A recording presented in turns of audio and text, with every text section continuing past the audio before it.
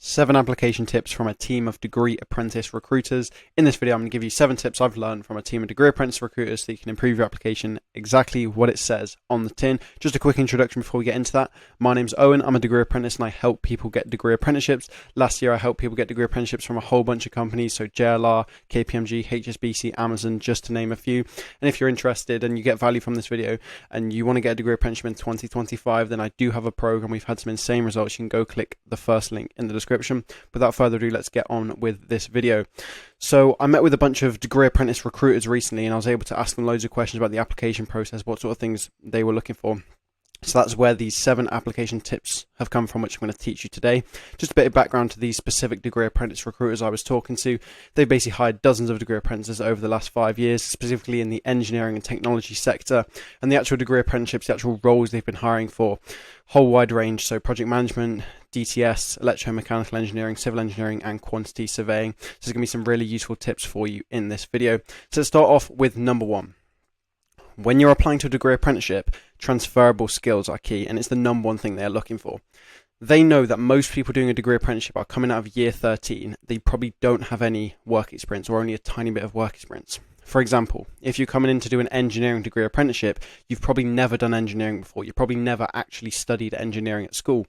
Similarly, people going into coding sort of apprenticeships, they're absolutely fine with you not knowing how to do coding, okay? So they're well aware that it's the work experience, you probably don't have it because most people are coming straight from school year 13. This is why transferable skills are key in the degree apprenticeship application process, and it's the number 1 thing these recruiters told me they were looking for. There's a whole list here. These are the kind of things you want to be ticking off in your application. Things like communication, collaboration, creativity, integrity, problem solving, willingness to learn, ability to work under pressure, technical skills, confidence, determination, all these sorts of things. This is what they are looking for, because when you have these transferable skills from other parts of your life, they know that you're going to make a good candidate and you're going to be a good fit for the role. So when you're applying, you want to make sure that in your CV, in your cover letter, in your interview, all this sort of thing, you can show all of these skills. Genuinely, take a screenshot of this list, and as you're going through your application, try and tick off as many of these as you can. Show that you have communication, show that you have interpersonal skills, show that you have organization and a growth mindset, show that you can meet deadlines. That is the number 1 thing they are looking for. So in particular, on your CV, this means you can include loads of stuff which isn't even relevant. Okay, so for example, in your CV, if you do some sort of sport or some fitness, put it in here. It might seem like it's not relevant. Say you're applying to an engineering degree apprenticeship. Why would going to the gym be relevant? Well, the reason it's relevant is because it has the transferable skills. That's what they're looking for. Because you go to the gym, it shows you have dedication. It shows you have perseverance. Okay, for example, playing chess, it shows that you have that strategic thinking, that problem solving skills. You have a strong memory, you have patience, whatever it is. These are where all the transferable skills are coming in. These are some screenshots from my own CV where I was basically utilizing these transferable skills. First example is D of E. D of E is not related to engineering degree apprenticeships. It's not related to technology degree apprenticeships. Those are what I was writing. Those are what I was applying for. Like, you don't need to go on an expedition up a mountain in order to do engineering, right? But it's the transferable skills I learned from D of E. It's the collaborating as a team, being agile, overcoming obstacles, working with people I've never met before. Same with playing the trumpet, completely irrelevant, but it has those transferable skills. Organization, time management, being able to play under pressure in like solos and that sort of thing. This is the most important thing for applying to a degree apprenticeship, transferable skills. Okay, moving on to number 2. Name dropping a company is huge. Okay, what is name dropping? This might be a new term to you. Let's imagine we want to apply for Amazon. Okay, we're applying for an Amazon degree apprenticeship. And we get some Amazon work experience, right? Software engineering work experience with Amazon. Fantastic. So when we're applying to Amazon, we'll put this in our CV. So CV, completed software engineering work experience with Amazon. And then boom, we apply to Amazon. So do you see how this is going to work?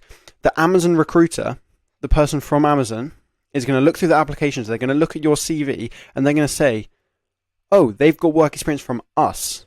Okay, that's their own name. That's the name of their own company on there.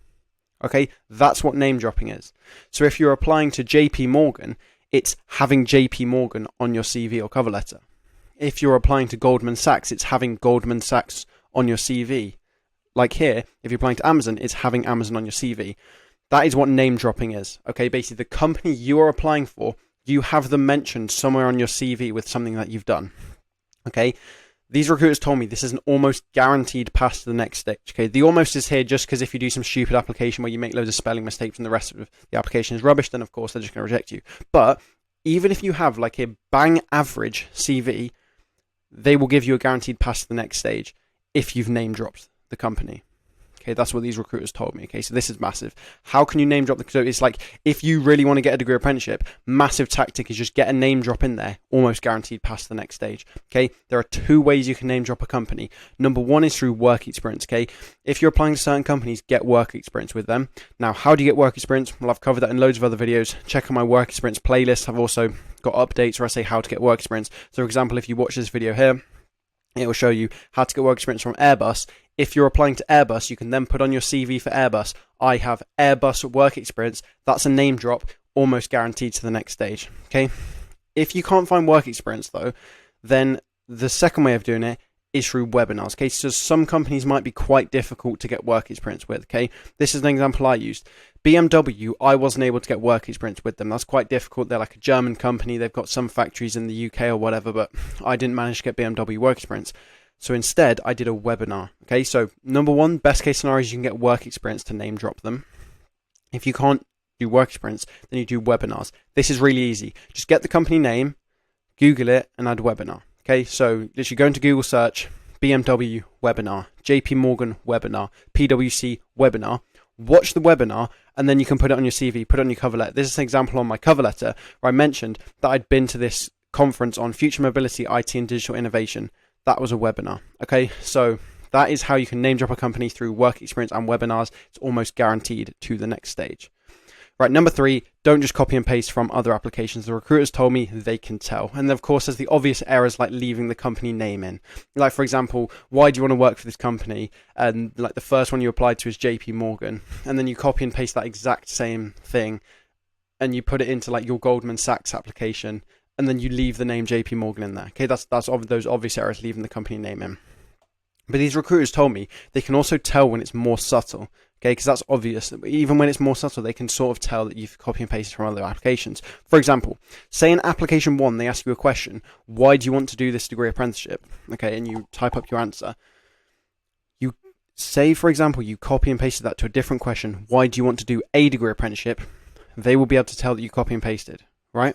Why? Because these questions are slightly different. Okay, so this first one, why do you want to do this degree apprenticeship? You'll have answered, oh, I like about this company, and like I specifically like software engineering and all this sort of thing. This second question is slightly different. There's only one word change. It's gone from this to A. But this second question is asking you about why do you want to do a degree apprenticeship over university? Okay, this one is specifically like why this degree apprenticeship at this company and this apprenticeship and this role. But this one's asking why a degree apprenticeship over university. If you just copy and paste from the first question and paste it into this second one because it seems so similar, they're going to notice because you're not going to be answering the question properly. Okay, so don't copy and paste other applications. I know it takes a fair amount of time to write your application, like a new application for each company, but it is going to be worth it because it's going to get you through to the next stage. Okay, so you've got to put the hard work in. You've got to write each of these applications. You've got to personalize them and basically make like a new sort of application for each company. That's the best way of getting through to the next stage. Similar one. Number 4, don't use ChatGPT. Number 1, recruiters told me that these days applications are likely to be scanned through AI detecting software. So straight away, that's just like, there's no point because if your thing gets flagged, then you're not going to get the role. Simple as that. And the second reason was they've noticed that AI answers aren't even very good because they're all the same. Because like these large language models like ChatGPT, basically, they're all just got the same information. So if you put the same prompt in, it's like basically the same sort of stuff is going to come out. So when everyone's putting the same prompt in, like write me a paragraph, why do I want to do a degree apprenticeship? It's always going to be the same. Okay. Whereas if you're writing it yourself, you're going to be able to make it unique and you'll be able to give a really good answer. So again, it's so easy just to search ChatGPT and just go into it and just do it in 5 seconds.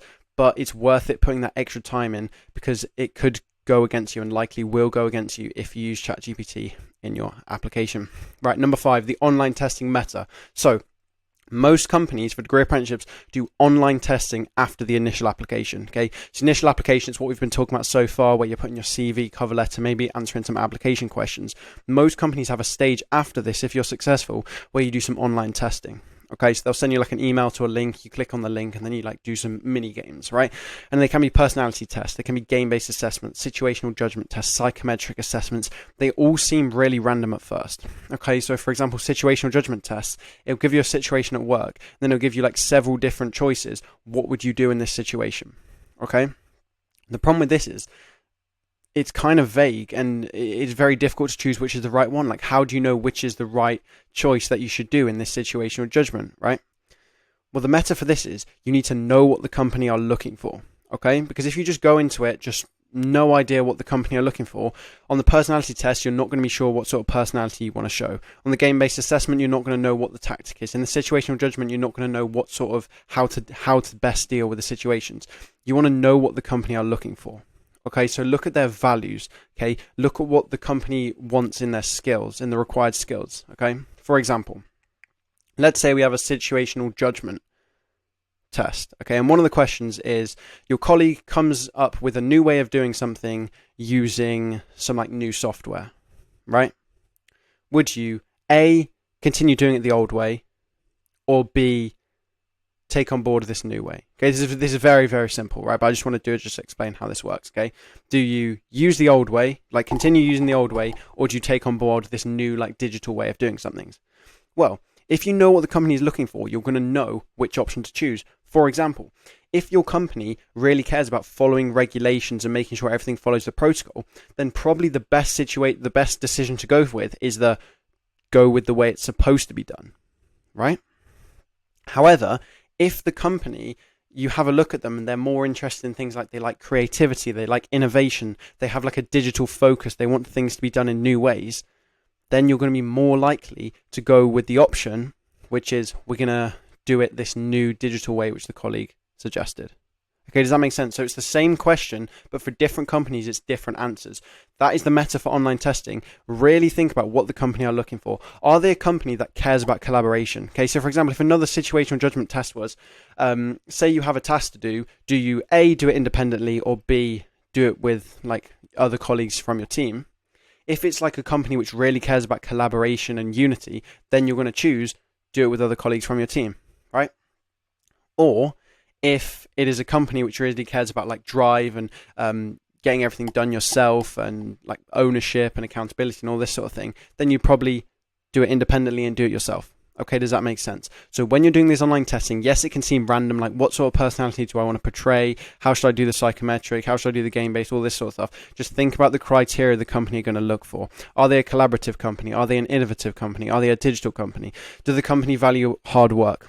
All this sort of thing. Do the company value asking for help? Do the company value health and safety and regulations? Think about that. That is the meta for online testing. Once you understand that, you can actually start doing well on online testing, because when you have no idea what you're doing, it seems super random and it's really hard. Once you understand this meta, you're going to do much better in online testing. Right, let's move to the next one. When you're applying to degree apprenticeships, understand the role properly. Okay?